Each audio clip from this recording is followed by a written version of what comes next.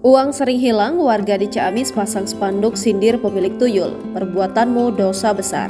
Kejadian uang hilang secara misterius membuat warga dusun Cibubuhan, Desa Mulyasari, Kecamatan Jatinagara, Kabupaten Ciamis resah. Pasalnya kasus kehilangan uang ini sudah terjadi selama kurang lebih 2 tahun lamanya. Hingga akhirnya warga pun curiga ada yang memelihara tuyul di wilayah tersebut. Hal itulah yang melatar belakangi warga setempat memasang spanduk yang ditujukan untuk siapapun yang memelihara tuyul. Adapun tulisan dalam spanduk itu berisi narasi mohon kesadarannya kepada pemilik tuyul, jangan lagi beraksi di daerah ini, perbuatan Anda dosa besar. Sri Nurmilawati, salah satu korban, mengaku dirinya sudah 2 tahun kehilangan uang secara tidak wajar. Makanya saya modal hampir Rp300.000 buat beberapa spanduk yang disebar di beberapa lokasi strategis di dusun ini, bertuliskan buat yang punya tuyul. Ucapnya saat dihubungi Minggu 3 Desember 2023. Setelah spanduk itu terjadi, pemasangan di jalan-jalan perkampungan itu dilakukan oleh warga dibantu dengan anggota Karang Taruna Mitra Karya Cibubuhan.